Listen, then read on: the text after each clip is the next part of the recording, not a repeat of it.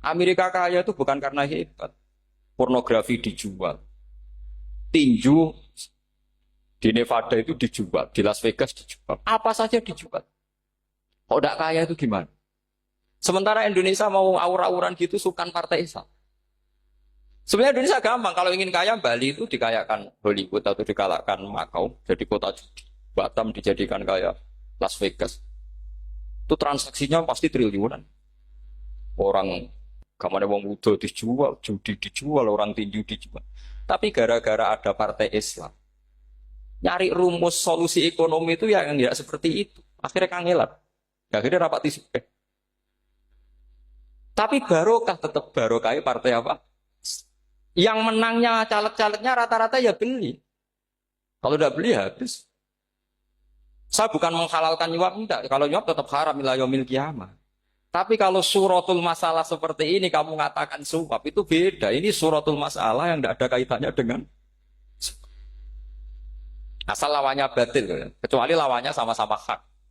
Dua calon di kampung itu soleh sama soleh. Ini yang soleh bayar nggak boleh karena siapapun yang jadi soleh itu nggak boleh. Makanya kalau cari musuh yang dolim biar halal ya. Sekarang ya seperti itu. Kamu biasa heroik, biasa ngasih kiai kamu, ngasih hadiah kamu, biasa ngasih ibu kamu uang. Ternyata ibu kamu setelah kamu kasih uang, dikasihkan adik kamu atau kakak kamu yang nggak pernah kerja, terus kamu marah-marah, ini tidak adil. Saya yang memberi nggak dikasih, ini yang nggak kerja dikasih terus. Loh kamu biasa jadi pahlawan kok turun kelas menjadi apa? Pasien. Kamu milih jadi pahlawan apa pasien? Pahlawan. Jadi sebetulnya faham-faham ekstremis ini dari kegoblokan. Dari kegoblokan berpikir nubuah sehingga tidak punya rasa ibadah. Lah ini yang menjadi orang-orang ekstrim. Jadi korban pertama ekstremitas itu bukan sahabat tapi Rasulullah Shallallahu Alaihi Wasallam, yaitu Nabi dibilangin oleh mereka, "I'dil ya Muhammad, kamu kalau bagi harus adil." Pikiran mereka kalau adil sama rata sama. Jadi kalau pakai pikiran itu, saya minum di sini itu haram. Mau ndak ikut bikin kok minum. Enak tamu, toko-toko mangan, sing masak kangelan urung. Itu jadi edan bareng. Itu sama seperti kasusnya Bahram Al-Majusi. Dia itu seorang raja kaya, punya anak cantik. Dipikir-pikir, anakku ayu, dirabek nang liya rugi, sing gedhekno aku, sing rumah aku dirabi wong liya. Maka dia berpikir mau dinikahi sendiri. Karena tadi melihat Mas Nadif ya orang Kenya tadi, apa Nigeria, Nigeria. Malah nggak layak itu maksudnya untuk orang. Ini Mas Nadif ini termasuk harus mendukung gerakan tidak ekstrim. Nyawanya masih itu karena barokahnya beliau agak-agak gitu. Tapi nggak sampai liberal ya agak-agak pokoknya itu. Karena ketika ada gerakan ekstrim di Mesir, itu termasuk dia DPO. Ternyata setelah ada intelijen, beliau pas buka itu nggak makan dulu tapi rokok dulu. Wah ini mesti orang sekuler, tidak ekstrim. Akhirnya nyawanya sampai sekarang itu barokahnya rokok pas iftar itu pas. Nah, tanya ini masih hidup, ya mas? Ya. Ya pernah sepuh sama saya. Jadi pikiran-pikirannya Bahram itu seperti itu. Walhasil akhirnya Bahram itu menikahi anaknya sendiri. Masyhur itu dalam cerita. Jadi ceritanya itu ada seorang wali tidur di Masjid Haram sama Rasulullah, ditemuin gitu. Terus kata Rasulullah, salam saya untuk Bahram Al-Majusi. Ternyata dicari-cari nggak ada Bahram lain kecuali Bahram yang berdua, bahkan anaknya sendiri mau dinikahi. Ya cara berpikir karena seperti itu. Kalau kita berbuat banyak harus dapat. Itu bahaya. Bahaya sekali karena kalau dalam teori beragama itu al-yadul ulya khairum minal yadis sufla. Kalau biasa ngasih ya ngasih saja, itu heroik. Itu bagus. Jangan biasa ngasih sekarang bermental apa? Makanya saya itu kalau ngajar di pondok yang dulu pernah saya belajar di situ atau yang pernah sepuh itu. Dikasih itu bingung. Karena saya ya masih waras itu. Jadi kalau dikasih itu bingung. Tapi banyak juga guru-guru yang dulu ngaji lama setelah ngajar di pondok alma maternya nuntut. Itu saya tidak tahu itu. Itu sudah ada agak-agak kayak itu tadi. Walhasil si Barom tadi itu, ini cerita harus saya teruskan karena nggak boleh diputus. Dapat salam dari Rasulullah, ternyata di balik nakalnya dia itu pas mau bulan pertama, malam pertama itu ada seorang janda sepuh ke situ. Ganggu dia tentu ya. Ketika dikejar pulang lagi sampai 3 kali. Dia tanya, kenapa bu kamu begitu? Katanya, saya ini anak-anak saya kelaparan. Kalau saya pulang, anak-anak saya nangis minta makan. Saya ingin minta Anda. Tapi setelah saya ingat Anda ini majusi, saya mukmin, saya mukminah, saya pulang. Ya sudah bu, kamu di rumah saja. Nanti saya kirimi makan. Dikirimi sendiri, padahal dia seorang raja, orang kaya. Barokahnya itu dia dikasih tobat sama Allah. Dan paginya ketemu tamu yang mengirimkan salam dari Rasulullah SAW. Akhirnya Bahram ini menjadi muslim. Tapi intinya berpikir seperti tadi itu salah, bahwa kalau saya jasa banyak harus mendapat apa? Ini cara berpikir orang-orang Khawarij. Iya, saya pernah ditanya seorang dosen. Gus, saya ini kalau baca sejarah perang Badar atau perang Uhud, yang saya tidak nerima itu satu. Kenapa setiap ghanimah, harta orang kafir dan istrinya orang kafir kok disita orang Islam, dan yang perempuan jadi amat, kemudian juga digauli orang Islam. Yang hartanya orang kafir juga jadi asetnya orang Islam. Kok kayak garong. Dia tanya seperti itu sama saya. Terus saya jawab, kalau sampean ada garong dan kemudian bawa senpi, senjata api, kemudian garong Anda, penjahat Anda lumpuhkan, ya senpi itu harus Anda kembalikan. Monggo penjahat ini kagungan jenengan beto wangsul. Karena ada milik Anda, harus dikembalikan. Wah, tidak bisa Pak, kalau saya kembalikan pasti dipakai jahat lagi, dipakai kriminal lagi. Ya sama, kalau asetnya orang kafir dikembalikan ke orang kafir akan menjadi aset kekafiran lagi untuk menghancurkan kita. Nah, perempuan juga sama. Perempuan itu alat produksi. Jika perempuan tadi dikembalikan ke orang kafir, maka kamu menolong populasi orang. Ya seperti itu. Apa? Makanya disita dalam perang loh ya, tapi dalam perang yang legal. Nah itulah kenapa amat halal. Makanya di Quran itu illa ala azwajihim aw ma malakat aiman. Paling enggak itu masih ada ulama atau pemikir atau ustadz siapa saja yang bisa memahami logika apa? Nanti kalau ulama ini sudah meninggal, orang akan mencibir Islam dengan cara mengatakan Islam itu jahat, yaitu menyita hartanya orang kafir dan istrinya orang kafir setiap kali terjadi perang. Karena pemikiran ini pasti sama-sama kutubnya, sama-sama ekstrim. Nah ini penting saya katakan. Makanya masyhur itu perdebatan Sayyidina Ali dan Muawiyah. Ini saya kutip sedikit. Ini ya sama-sama berpikir ekstrim, tapi ekstrim yang baik. Walhasil dalam satu kerja bakti di Masjid Kuba, itu ada sahabat namanya Ammar. Ini di depan umum, ini penting. Kalau dalam ilmu hadis di depan umum ini penting. Karena nanti menjadi mutawatir. Beda dengan hadis yang Nabi ngendikan sama 1-2 sahabat. Namanya hadis ahadi. Di depan umum Nabi guyon gini sama Ammar. Ya Ammar waihak taktuluka alfiatul baghiyah. Ammar, kamu ini nasib kamu itu agak sial. Karena nanti yang membunuh kamu itu kelompok yang tidak benar. Alfiatul baghiyah itu kelompok yang tidak benar. Itu disaksikan sekian sahabat. Walhasil suatu saat Ammar ini ikut perang dan ikut pasukannya Ali dan terbunuh oleh pasukannya Muawiyah. Seneng Ali. Walhasil Ammar ditemui sama ya Muawiyah. Al-ana dhuhara bi anna fi'ati haqqun wa fi'ataka baghiyah. Sekarang kelihatan siapa yang benar. Saya yang benar, kamu yang salah. Kenapa? Karena Ammar kelompokku dan terbunuh oleh kelompok kamu. Padahal kata Rasulullah yang membunuh Ammar adalah kelompok yang salah. Muawiyah pintar sekali, dia jawabnya gini. Laula kama kutila Ammar. Ammar terbunuh karena bela-belain kamu. Kalau kamu tidak nyuruh dia perang juga gak terbunuh kan. Jadi kamu ikut andil, terbunuhnya siapa? Ammar. Tapi apa kata Sayyidina Ali? Idzan qatala Rasulullah Hamzah. Kalau teori itu Anda pakai, Rasulullah pun membunuh Hamzah. Sekarang Hamzah perang karena suruhan siapa? Rasulullah. Yang membunuh Hamzah siapa? Wahsy. Kalau teori itu Anda pakai, berarti Rasulullah pun membunuh Hamzah. Terus fasa kata Muawiyah, Muawiyah diam.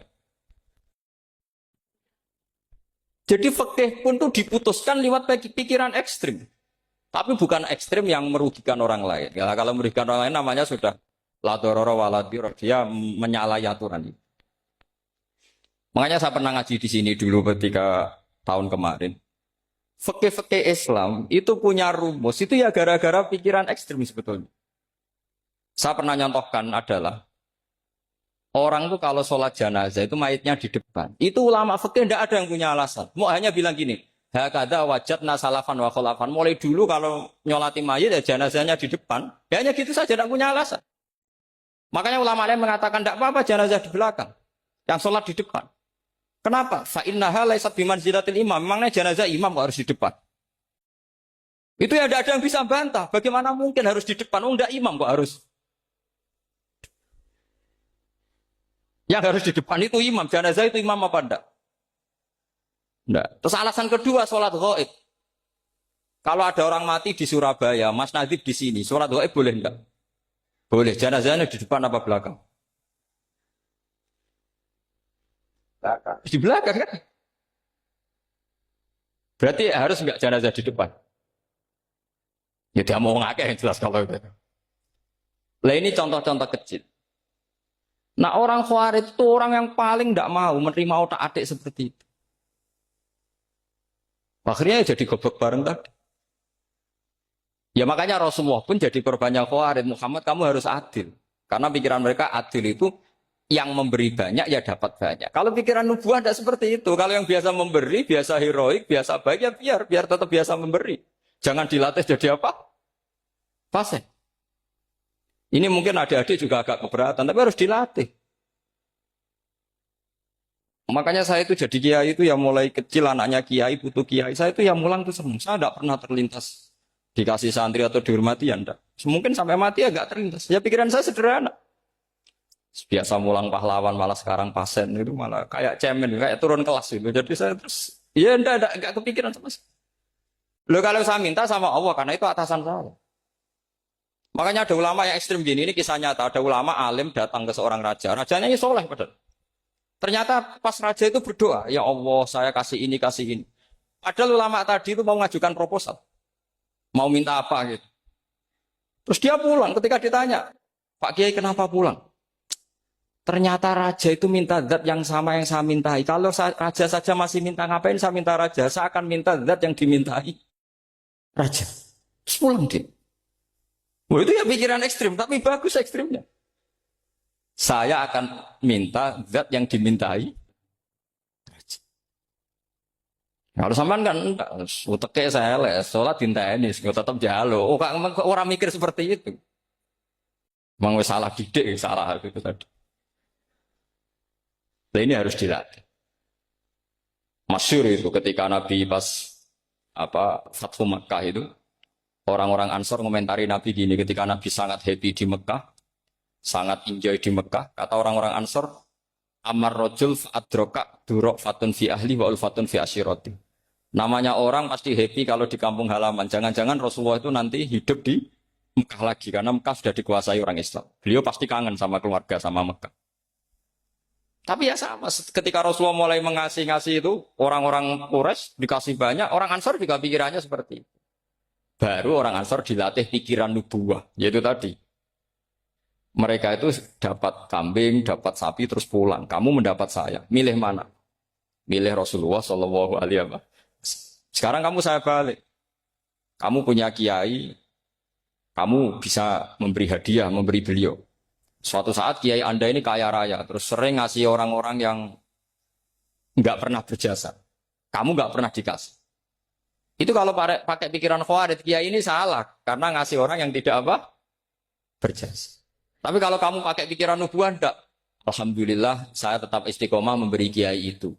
Dan alhamdulillah nggak dibales. Semoga balasannya di akhir. Ya sudah seperti itu. Kalau pakai pikiran gengsi tadi seperti itu. Masa biasa memberi sekarang posisi diberi, saya rak turun kelas. Jadi sebetulnya pikiran ekstrim itu boleh, tapi untuk yang seperti ini bukan ekstrim yang tadi. Makanya ini disebut al-hujjat. Al-hujjat itu satu logika yang bisa mematahkan asumsi awal. Lah ini saya harap santri-santri matolek putra maupun putri berpikir seperti ini. Sehingga sama. Jadi misalnya sekarang dibalik. Kalau ada orang NTT yang masih non-muslim, itu orang kafir yang harus dibunuh atau orang kafir yang harus didakwai. Mesti pikirannya itu, kalau Nabi itu ya semua yang didakwai Nabi dulu orang kafir. Nah, ketika Nabi di Mekah itu pertama ketemu orang kafir itu dibunuh atau didakwai? Didakwai. Ya berarti pilihan sekarang ya didakwai bukan dibunuh. Nah soal perang itu perang itu beda dengan membunuh. Ada janjinya, ada macam-macamnya, terus nggak ada solusi itu baru ada apa? Jadi kalau sudah dibalik-balik gitu, makanya kata ulama-ulama, Khawarij itu pasti salah. Pasti salahnya adalah kalau orang tidak benar ya dibenarkan bukan dibunuh. Kalau setiap orang kafir dibunuh, Nabi kapan jadi nabinya? Karena orang kafir habis. Jadi metode bil hikmati ya ada, metode hasanah ya ada, karena orang kafirnya sudah apa? Mati. Terus, pertanyaan kedua, kalau Nabi harus ekstrim ngapain yang ngawal Jibril? Halnya Israel lebih efektif. Jadi kalau sama-sama ingin ekstrim, Nabi itu nggak usah dikawal Jibril, kan enggak efektif kan? Harusnya yang ngawal itu siapa? Israel. Kan nggak repot. Nah, jadi saya mohon ini saya cerita. Jadi korban pikiran ekstrim itu bukan siapa-siapa. Pertama itu Rasulullah. Akhirnya Rasulullah menjelaskan, ya beginilah cara berpikir. Jadi saya kira demikian. Nanti mungkin kalau ada tanya-tanya, ada pertanyaan. Yang jelas kalau seputar ekstremitas itu bisa latihan. Ya. Sebenarnya bisa latihan di fikih. Karena fikih ini cerminan dari pikiran ulama. Ya, cerminan dari pikiran apa ulama yang tidak tekstual. Ya, seperti gini ya. Tasaddaqa Rasulullah so'an min tamrin au so'an min aqidin. Ketika zakat fitrah itu Rasulullah mengeluarkan satu sok amr. Amr itu kurma. Kalau menurut tekstual berarti zakat fitrah harus pakai kurma. Tapi semua ulama sedunia mengatakan putih ahlil balad. Artinya dalam konteks Indonesia ya pakai apa? Beras. Berarti kata tamr diganti kod. Diganti apa? Kod. Jadi orang itu jangan diajak goblok bareng. Masa Nabi ngendikan tamr harus apa? Makanya saya pernah debat. Pak Nabi itu cingkrang. Kenapa orang-orang itu rata-rata tidak cingkrang? Saya bilang, Nabi itu hidupnya di Mekah. Kenapa Anda hidup di Indonesia? Iya, Nabi itu hidupnya di Mekah. Terus saya tanya lagi, Nabi itu hafal Quran, kamu udah hafal? Saya hafal Quran. Kalau cingkrang gampang, karek ngetok kata saya. Ya, kalau ada sunnah Rasul, Nabi hafal Quran, enggak hafal kan? Berarti kalau ikut sunnah Rasul, hafal Quran. Jangan cingkrang tok, ya hafal apa? Ya sama poligami juga gitu yang tadi ceritakan Mas Natif itu. Nabi itu poligami setelah Khadijah meninggal. Apa mereka mau nunggu istri pertama meninggal? Kalau ingin persis loh. Kalau ingin persis nunggu istri pertama meninggal. Ah ya. Enggak mau juga kan. Ya biasa saja lah. Pokoknya yang dihalalkan syariat ya kita bilang halal, yang diharamkan kita bilang apa? Enggak usah sok suci isi sunnah Rasul. Saya punya banyak cerita. Abu Bakar itu dulu sering menghindari sunnah Rasul. Dulu Rasulullah itu kalau ada orang minta ya dikasih. Ketika Abu Bakar bikin Baitul Mal. Ketika ditanya ini zaman Rasulullah tidak ada. Kata Abu Bakar, huwa Rasulullah. Beliau itu Rasulullah. Mau gak di-manage ya negara tertib. Umar bikin pasukan. Pasukan itu diangkat negara. Kalau dulu zaman Nabi yang ikut perang bahaya, yang tidak perang namanya munafik. Era Umar tidak, militer itu ditunjuk. Ya digaji pakai Diwanul Murtaziko. Ketika ditanya, kenapa tidak kayak Rasulullah? Huwa Rasulullah, mbok tidak tertib pun tetap negara stabil. Karena ada karisma. Jadi kadang-kadang dalam banyak hal, itu kita malah tidak boleh persis Rasulullah. Karena kadang banyak khususnya. Yaitu contoh yang paling masyhur di fikih ya kayak Nabi itu nikah 9 itu khususnya. Dalam strategi juga sama. Dalam strategi memanage negara juga sama. Banyak sahabat yang punya ide yang zaman Nabi itu tidak ada. Ketika ditanya, kenapa tidak persis Nabi? Katanya, huwa Rasulullah. Ya Rasulullah itu meskipun seperti itu, meskipun tidak tertib secara rasional, tetap dikawal wahyu. Makanya negara baik-baik saja. Kalau saya ini hanya Abu Bakar, kalau enggak ya repot. Umar ya sama, bikin Diwanul Murtasikah. Utsman juga sama, di manage negara. Sayyidina Ali juga di manage. Kalau Nabi enggak. Tapi tidak apa-apa karena ada karisma. Sama tak cerita nih, masalah zakat yang masyhur.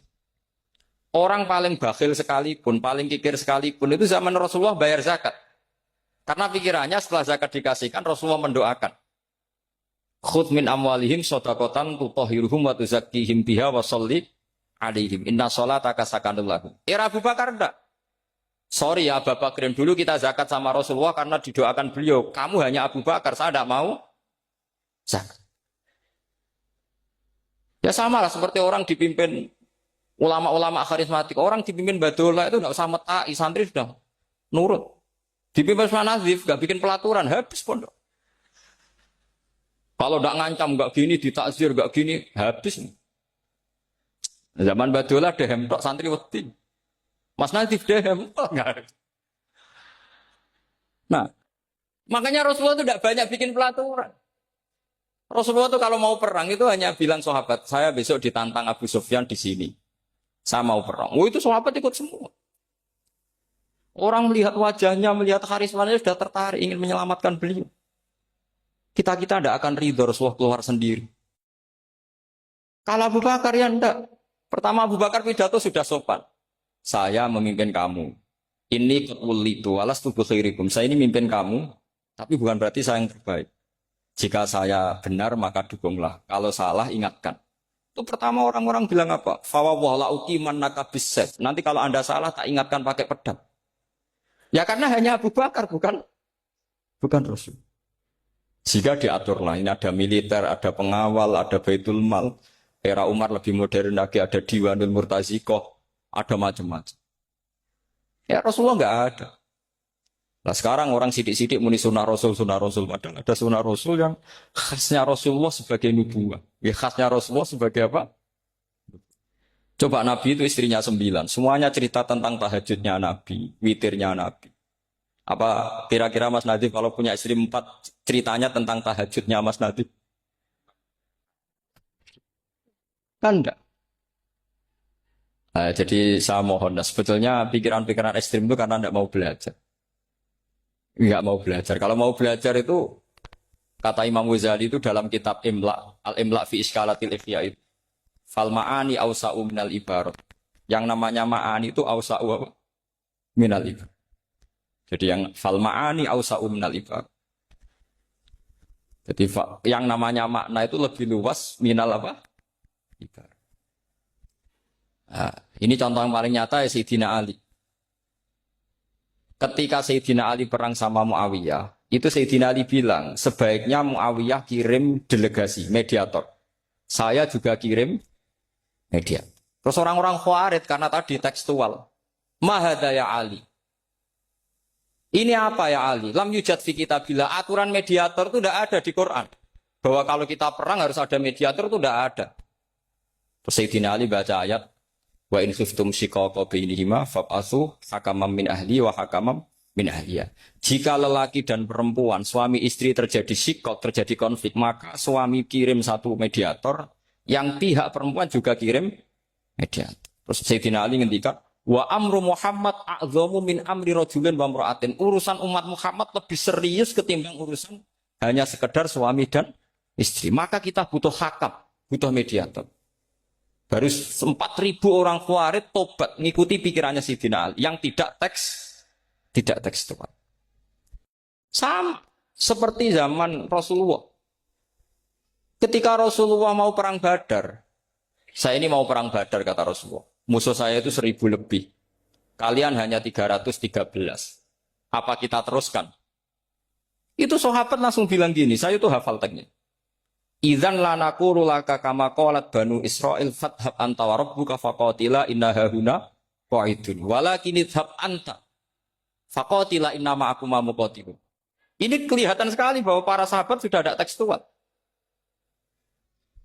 Orang-orang Bani Israel ketika melihat Musa katanya sakti dan orang dekat Allah, itu cara berpikir orang Bani Israel gini.